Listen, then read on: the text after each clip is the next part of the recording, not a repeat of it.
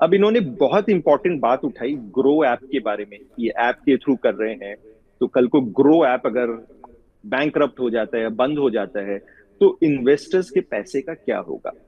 तो मैं इसमें थोड़ा सा हाईलाइट करना चाहता हूं। देखिए, जब आप किसी भी ऐप, किसी भी फाइनेंशियल एडवाइजर, डिस्ट्रीब्यूटर या कहीं से भी बैंक, कहीं से भी आप इन्वेस्ट करते हो, तो जो पैसा है वो उस ब्रोकर या इंटरमीडियरी या ऐप के पास नहीं रहता है। वो पैसा सारा आप जो जो स्कीम सेलेक्ट करते हैं, उन स्कीम्स में फंड हाउस के पास चला जाता है। तो जैसे आपने पराग पारिक सेलेक्ट किया, तो ग्रो ऐप क्या करेगा, वो पैसा पराग पारिक को चला जाएगा और पराग पारिक आपको यूनिट्स अलॉट कर देते हैं। और पराग पारिक में जब इन्वेस्टमेंट होती है, तो उनकी तरफ से आपको भी मेल आएगी, एसएमएस आते हैं कि आपका पैसा इन्वेस्ट हो गया है। और अगर इन्वेस्टर चाहे तो इंडिपेंडेंटली भी वेरीफाई कर सकता है कि पैसा जो है सिर्फ ग्रो में पड़ा हुआ है या म्यूचुअल फंड के पास चला गया है।